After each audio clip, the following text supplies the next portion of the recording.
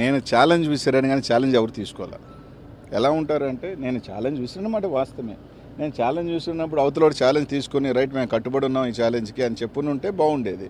ఎన్నికలు అయిపోయిన తర్వాత అప్పుడు ఛాలెంజ్ చేసేవి కదా అంటే అలా కాదు కదా.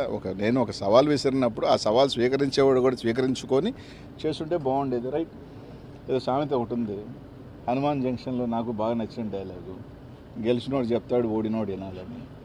ఈరోజు వాళ్ళు చెప్తున్నారు, మేము వింటాం, పర్వాలేదు. ఈరోజు వాళ్ళు ఏదైనా చెప్తున్నారు, రైట్, వాళ్ళు ట్రోల్ చేసుకుంటున్నారు, చేసుకునే అబ్బాయి ఇబ్బంది ఏం లేదు. ట్రోల్ చేసుకునే స్థాయిలో మేము ఉన్నామంటే మేము ఎదిగినట్టే.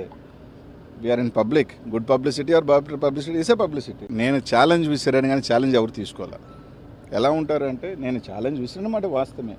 నేను ఛాలెంజ్ విసిరినప్పుడు అవతలోడు ఛాలెంజ్ తీసుకొని రైట్ మేము కట్టుబడి ఉన్నాం ఈ ఛాలెంజ్కి అని చెప్పునుంటే బాగుండేది. ఎన్నికలు అయిపోయిన తర్వాత అప్పుడు ఛాలెంజ్ చేసేవి కదా అంటే అలా కాదు కదా.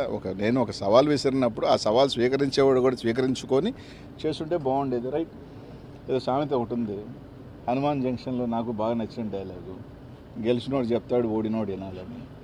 ఈరోజు వాళ్ళు చెప్తున్నారు, మేము వింటాం, పర్వాలేదు. ఈరోజు వాళ్ళు ఏదైనా చెప్తున్నారు, రైట్, వాళ్ళు ట్రోల్ చేసుకుంటున్నారు, చేసుకునే అబ్బాయి ఇబ్బంది ఏం లేదు. ట్రోల్ చేసుకునే స్థాయిలో మేము ఉన్నామంటే మేము ఎదిగినట్టే.